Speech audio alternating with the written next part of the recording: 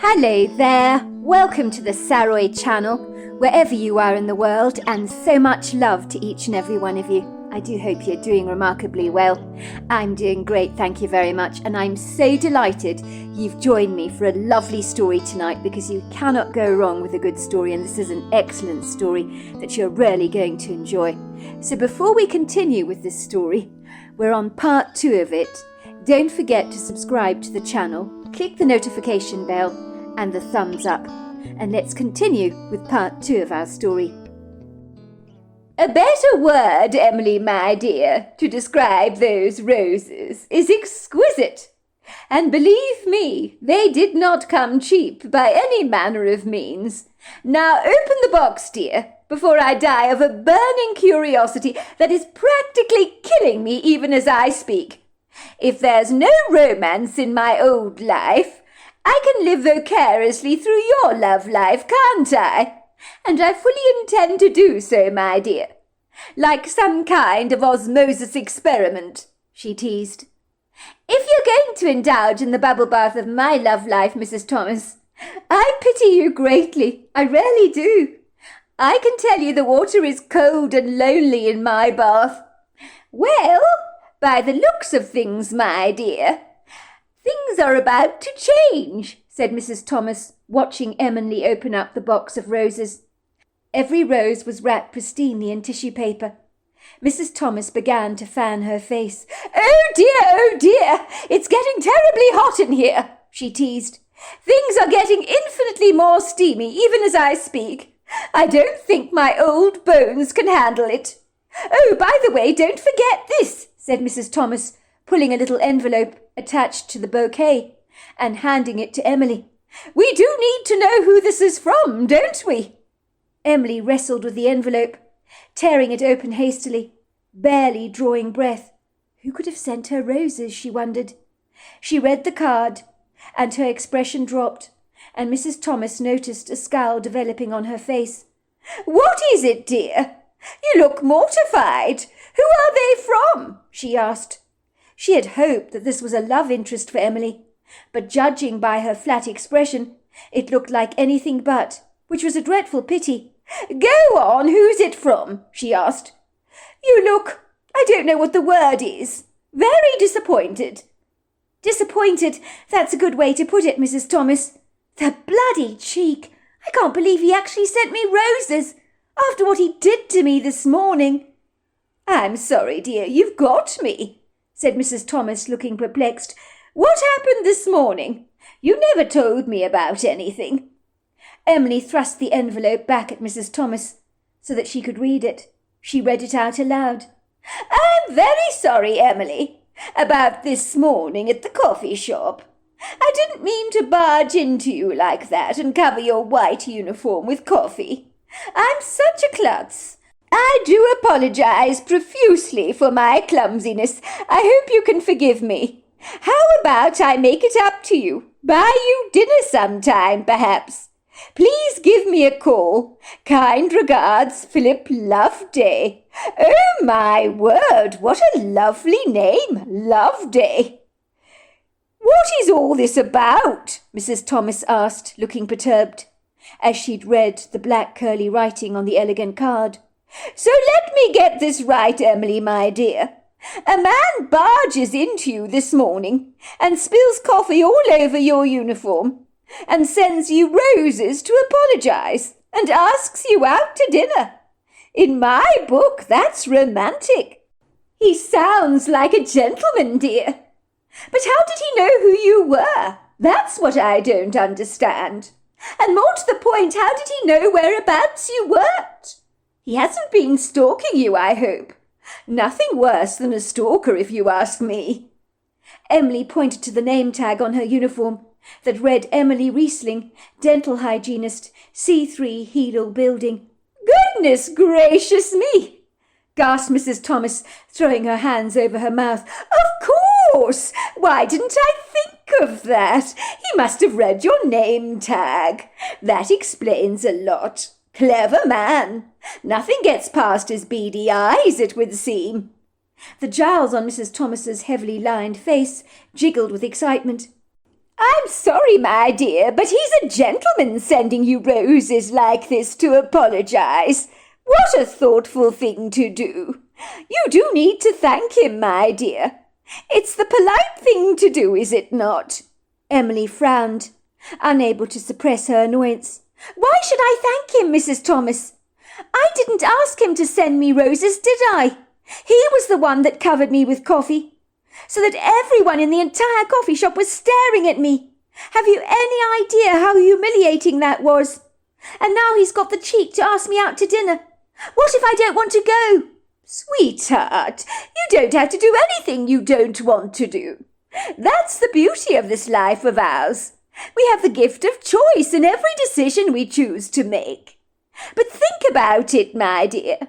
This gentleman was kind enough to buy you roses.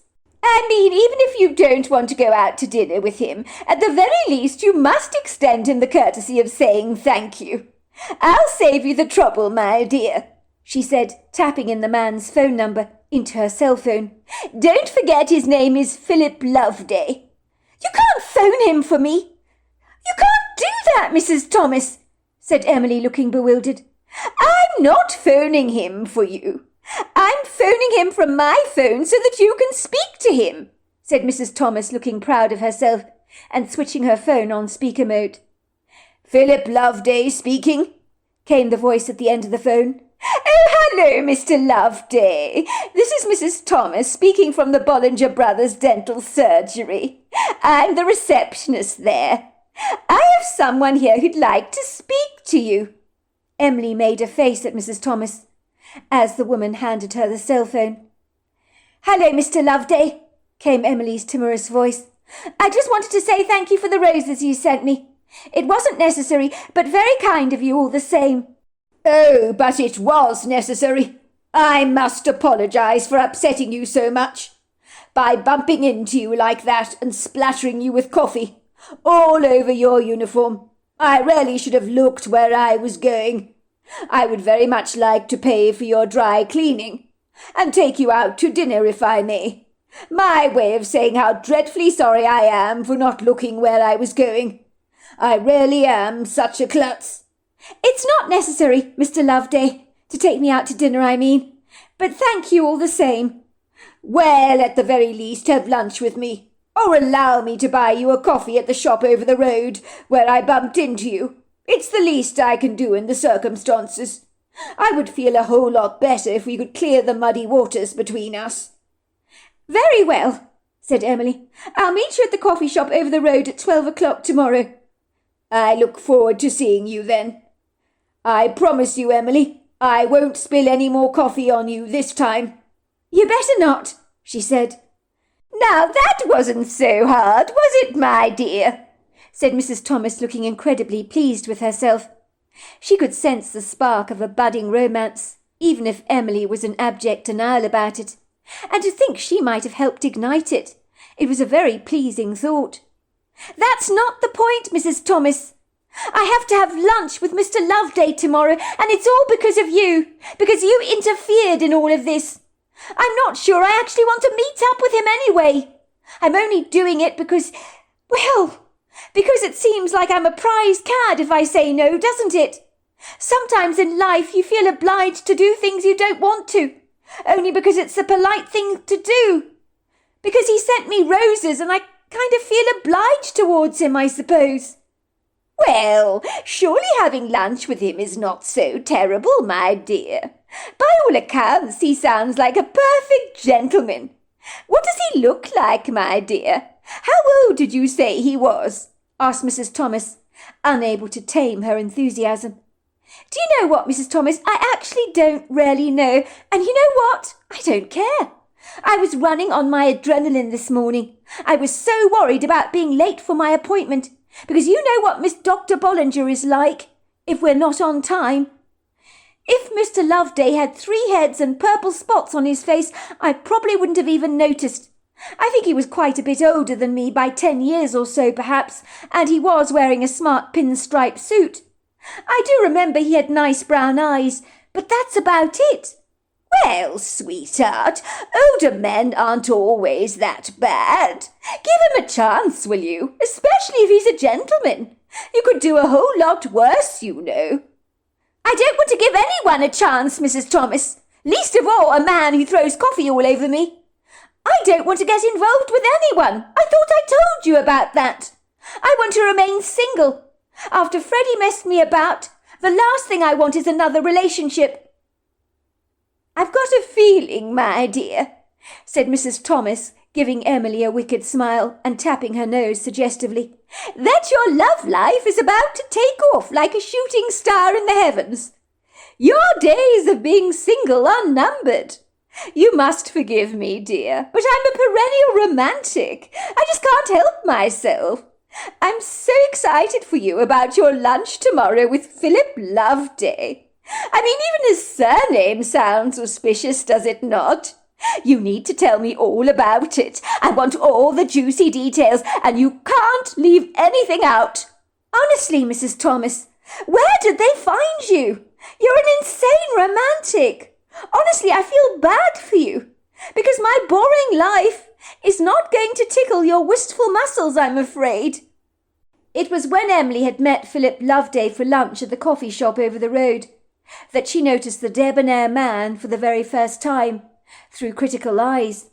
She found him annoyingly handsome. She hadn't anticipated that happening for a moment. She thought she would humour the man over a ham sandwich, perhaps, and a Mountain Dew, hopefully never crossing paths with him ever again as long as she lived. That's what she believed would happen. She had not for a moment contemplated liking the man, and had thought Mrs. Thomas, with her romantic prognostications, was wishful thinking on her part. Now she found her heart was fluttering in her chest. That only happened when she really, really liked someone. She could feel a spark between the two of them. In truth, she didn't want to like Philip Loveday at all. He had annoyed her profusely when he'd spattered coffee all over her dental uniform. She suspected he was far too old for her anyway. A man like him should already be married, she thought, and a 10 years age gap was a sizable difference any way you looked at it. "Oh, there you are," said Philip Loveday, seeing Emily again, and politely rising from his seat, pulling out a chair for her, and gesturing for her to take a seat. "I so appreciate you coming to lunch with me, Miss Riesling. It's Miss, am I right? You're not married by any chance, are you?"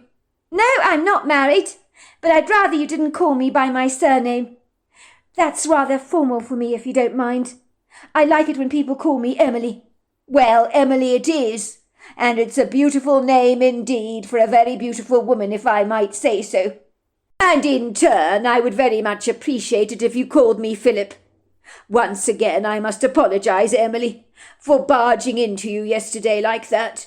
It was most uncalled for, very impolite on my part. I must have had my head in the clouds, I'm afraid. Been distracted by something." Emily looked at Philip sheepishly.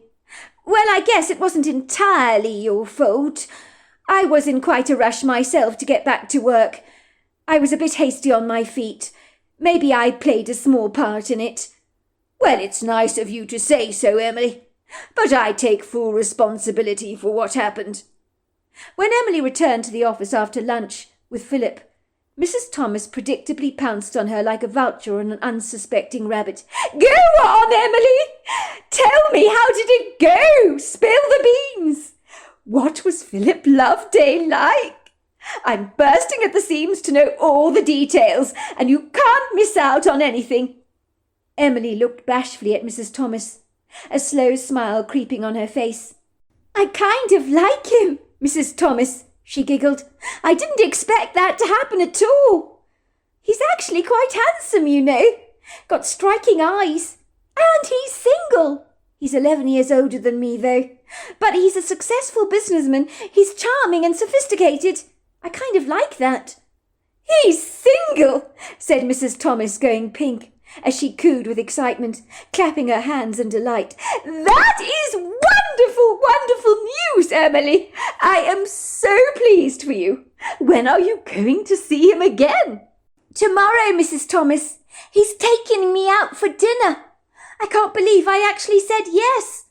I really didn't want to get involved with anyone, but he's really nice. I would have also felt bad to turn him down. But of course you would, my dear. You're a thoughtful, considerate young lady. Oh, my word, said Mrs. Thomas, wiping her forehead with a handkerchief. This time it really is getting way too hot in here, she said, giving Emily a cheeky grin. Dr. Bollinger entered the reception at this point of their conversation. Are you all right, Mrs. Thomas? He asked her, looking concerned. Is there a problem with our air conditioning? I heard you complaining about the heat.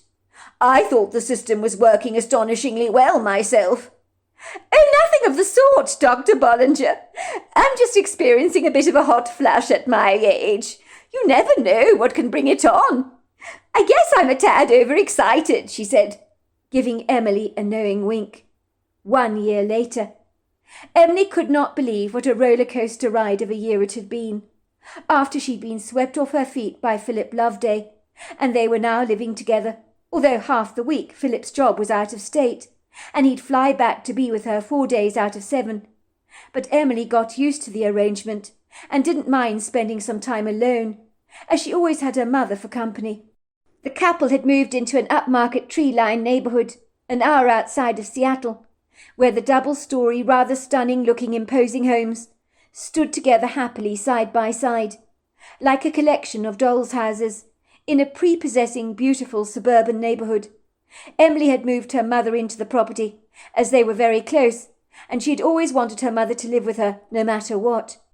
Yet, if the truth be told, Emily knew nothing about the man she was dating, and never really wanted to admit this fact to herself. In truth, she'd never met any of Philip's friends. He had told her that his mother and father had died when he was a little boy, and he had no memory of them. He had spent his exigent life drifting from one foster home to the next. This dispiriting, somewhat sombre revelation had made Emily feel very sad and sorry for Philip Loveday. She realized he must have had a challenging, rather tumultuous, unfavourable upbringing. Ostensibly, family meant the world to Emily, although regretfully her own father had passed away a couple of years ago, so all she had left was her mother. But she couldn't imagine how crushingly debilitating it must have been to be raised by insouciant parents who probably didn't care all that much about you. Certainly, from what she'd gleaned from the crumbs of what Philip had told her, this undoubtedly had been the case. So her heart went out to him, and she made allowances for Philip, like a pair of elastic stretch pants. If he laconically chose to be aloof and standoffish about certain subjects, she couldn't blame him for that, could she? Indeed, so unforthcoming and evasive Philip Loveday was in many avenues of his life. But Emily didn't want to appear intrusive and ask awkward, uncomfortable questions to someone as introverted and private as Philip Loveday clearly was. She was certain with time he'd open up like a rose and let her explore his petals like a pollinating bee.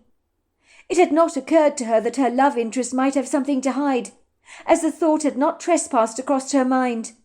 Emily didn't even know where Philip worked. He didn't like to be contacted at work in case he was in the middle of an impromptu business meeting, as he would usually phone her or text message her throughout the day. And whenever Emma prodded Philip to learn more about his job, he'd simply brush her off and say, "You don't want to talk about my boring job, surely not. Let's talk about you instead, Emily." And he masterfully managed to steer the conversation away from personal details concerning him and his life. Even Mrs. Thomas, who in the very beginning had actively encouraged the budding romance between Philip Loveday and Emily Riesling, appeared to have changed her mind exponentially about the man, registering her extreme misgivings and grave doubts to Emily about him. She believed he had masterfully reeled Emily into the relationship, like the bass on the end of a fisherman's line.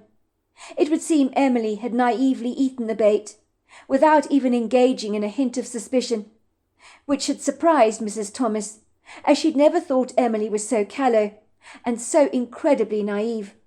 "I'm very concerned, my dear, about your relationship with Philip Loveday. I know I encouraged the romance in the beginning, and I thought it was wonderful the two of you coming together in the way that you did.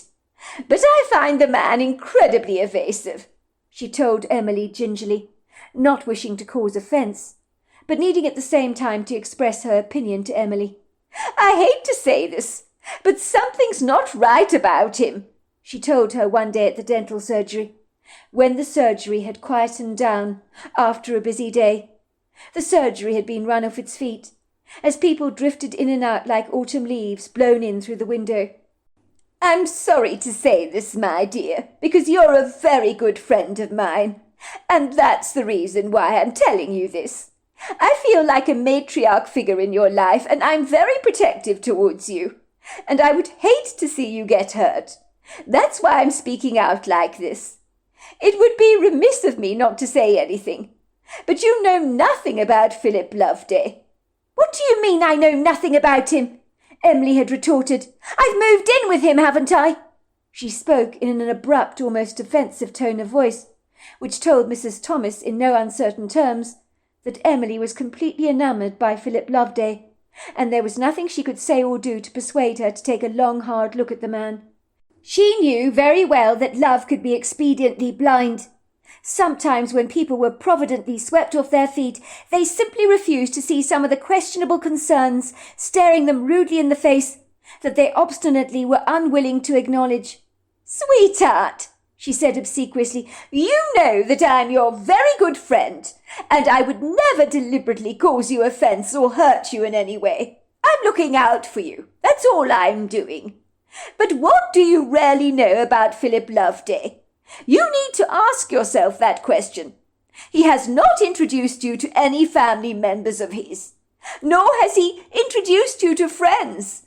Don't you think that that is profoundly odd? Very abnormal?" "Of course it's not odd," Emily had barked. "I told you Philip has no family. He was caught up in the foster care system. He has no one in the world. Can you imagine what that's got to be like, Mrs. Thomas? I personally can't envisage what he has got to have been through all his life. Is it any wonder he's naturally reticent by nature, that he withdraws from people? He's had to take care of himself all his life. He hasn't got loved ones looking out for him like you and I have." "What about friends, dear?" asked Mrs. Thomas. "Has he introduced you to any of them? He must have friends, surely. Everybody has a friend or two." "He doesn't have close friends, Mrs. Thomas. I'm all he's got apart from the people at work. He told me that that is what the foster care system has done to him. Isolated him from people, made it incredibly difficult for him to make friends and to trust people. So he keeps people at a safe distance. People in his position are naturally guarded about opening up to others. I'm lucky he's put his trust in me." "I can understand that, dear, to a degree, I suppose, and it makes a certain amount of sense.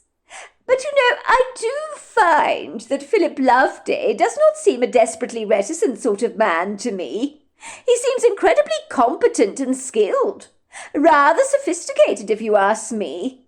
I wouldn't have thought it was terribly hard for him to make friends, like you say he does. Where did you say he worked?" "Philip doesn't like to talk about his work," said Emily stiffly. "He says when he gets home he wants to relax, put his feet up. But if you want to know, he works for a carpet company. They supply designer carpets all across America. Some of them have been used to carpet the luxurious hotels along the Vegas Strip. I forget the name of the company, but I wrote it down somewhere. He has to oversee some of the projects out of state in Nevada. He spends half the time there, as you well know." "I see," said Mrs. Thomas, inwardly grimacing and biting her lip rather uncomfortably. Something didn't sound right about any of this. Emily seemed so nonchalant, so insouciant about knowing the details of where Philip Loveday worked, and that concerned her greatly, especially as Emily seemed to have fallen so hopelessly head over heels in love with the man. Mrs. Thomas knew Emily's last relationship had not ended at all well, after discovering her boyfriend of 3 years, Freddie, had been cheating on her for almost as long as he'd been dating her. The revelation had hit Emily hard, breaking her fragile little heart, even though she had hidden it incredibly well. But what if it was happening to her all over again? Mrs. Thomas could not bear it. Emily had become like a daughter to her. She knew she should mind her own business. Let young people learn from their own mistakes. But she was astonished by how nesciently naive and ill-informed about the ways of the world Emily Riesling actually was. It seemed like her witless, injudicious mother was not much better, and was equally as clueless and bird-brained. When Mrs. Thomas had met Emily's mother for the first time, she was completely staggered and confounded that women like Mrs. Riesling actually existed in modern-day America, where the harsh brutality of life had left its indelible marks on most people in some way or another, when you cannot help but be negatively affected and influenced by the bad things that occur in the world, that had made most become vigilant and wary. Mrs. Riesling, on the other hand, was so improvidently uncontaminated by the influences of the modern world, and was overly trusting in all things, never believing for a moment that anyone could possibly have a duplicitous agenda of any kind, as if she'd been raised in a glass bubble, free from the contaminants of chaos, which had made her gormlessly fallacious at times. She was like that exquisite wild flower, growing through the rocks, that was blindly oblivious to the fact that all the other wild flowers in the meadow had been brutally bulldozed, for she turned a blind eye to anything ugly, almost as if it didn't exist. Whether she did this on purpose, Mrs. Thomas could not be sure. It would seem she floated into the surgery like a beautiful butterfly, happily bobbing from one flower to the next. Emily's mother was so softly spoken, so gentle, so incredibly sweet, only seeing good in everything around her, as if never once she had been bruised by the ugly side of life. She was fragile, delicate, wore soft, floating, ethereal, flowery clothes that spilled over her ankles in undulating waves of beautiful silky fabric. It was astonishing that Mrs. Riesling had not had her wings crushed at some point in time, with the ruthless cruelty the world invites, through the unsavoury media and sometimes violently aggressive television programmes that can be explicitly vulgar. Mrs. Thomas learnt that Mrs. Riesling never watched television, nor did she engage in social media platforms. She only ever used a cell phone to contact her daughter and her friends, and beyond that she retreated from the discomforts of the world like a tortoise in her shell. She had grown up in a mountain home in Tennessee, and had lived a sheltered, unadulterated life. It was refreshing to meet someone as lovely as her. "Isn't it wonderful," Mrs. Riesling cooed happily, when she met Mrs. Thomas for the first time, "that my Emma has met such a wonderful man who has swept her off her feet like this. I'm deliriously happy that my daughter has found for herself such a perfect gentleman. He's quite a bit older than her, of course. There's an 11-year age gap. But I can turn a blind eye to that if it makes my daughter happy." "But aren't you a bit concerned for your daughter?" Mrs. Thomas had asked her. "I mean, you know nothing about Mr. Loveday, do you?" "Not really." Mrs. Riesling had waved her hand in the air. "Oh, I'm not worried about that in the slightest. Everybody has a past, but it's the future we need to concern ourselves with, and Emily is so blissfully happy. And as for Philip Loveday, well, I haven't got a bad word to say about the man. He epitomizes the word charm itself. I'm in no doubt he'll take care of my Emily. You should see the beautiful house they've bought together. I've been invited to move in with them. I couldn't be happier about the whole thing. Emily likes to take care of me, you see. We have an amazing relationship together.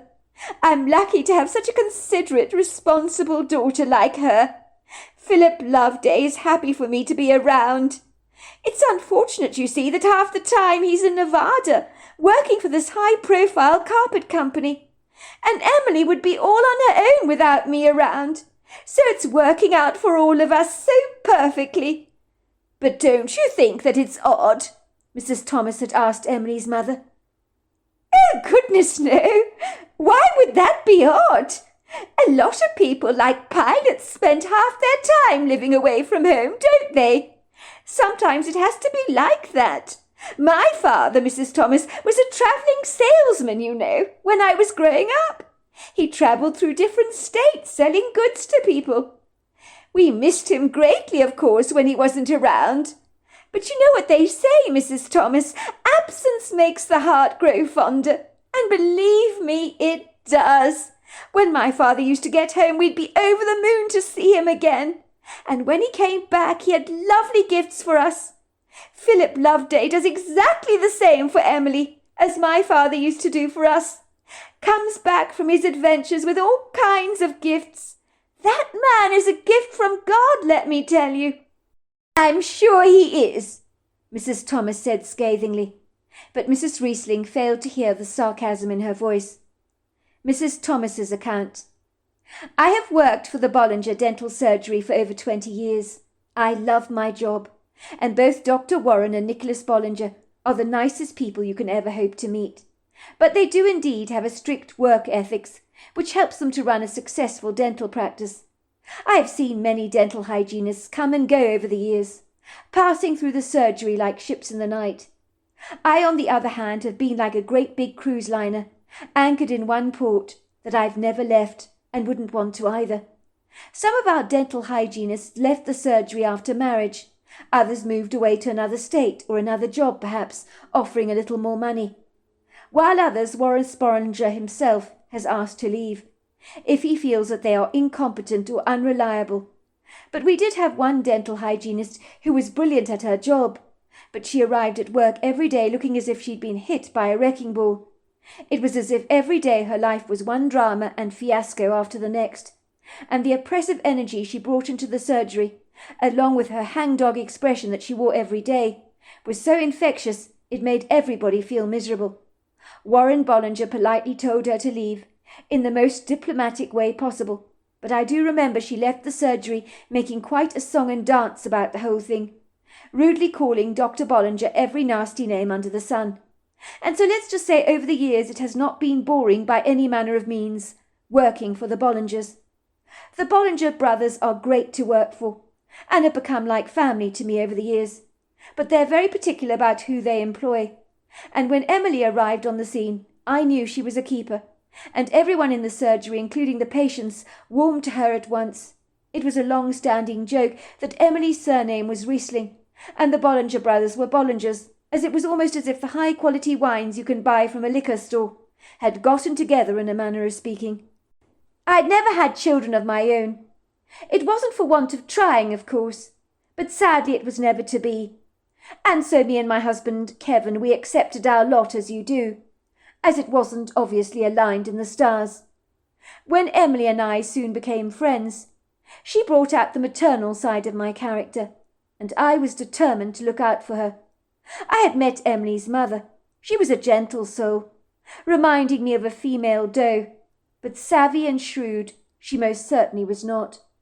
She thought the sun shone out of Philip Loveday's backside, and would not hear a bad word said about the man. Much like her daughter, she put Mr. Loveday in a protective bubble, refusing to examine the man that was dating her daughter under a little more scrupulous scrutiny, which maybe Emily's father would have done had he been alive. I, on the other hand, was a little bit more worldly wise and sceptical, I'm afraid. I've seen things in my life that have persuaded me to be cautious at all times, and even my husband Kevin tells me with a naughty twinkle in his eye that vigilance is my middle name. Let's just say I do not suffer fools gladly. I knew when I first met Emily Riesling, when she began working for the Bollinger brothers, that she was exceedingly battle-weary and cynical about relationships, and had been insistent that she had no intention of dating ever again, because she had been badly burnt too many times. It would seem her ex-boyfriend Freddie Murray, that she dated for 3 years, had cheated on her with his ex-girlfriend Frida, upon whom the fiery embers had never fully died down, unbeknown to Emily. He dated Emily all the while being in love with another woman the whole time. When Emily discovered that Freddie had not been faithful to her, and had been seeing his ex-girlfriend for the last 3 years she'd been dating him, it had really had a profound negative effect on her self-esteem. It can be crushing for any of us when we realise we're being played, and it hit Emily hard. It would seem that Freddie Murray had been fixated on his first girlfriend, and likely had never been fully committed to Emily in the first place. I suspect he might have been using her to make his ex-girlfriend jealous. When Emily bumped into Philip Loveday one day at the coffee shop, over the road, when by all accounts coffee went flying indiscriminately all over the place, and possibly a few unbridled sparks at the same time, that Emily failed to see. But I'm sure from the word go Philip Loveday was completely smitten by her, as his unbridled pursuit of her affections appeared to be unquenchable.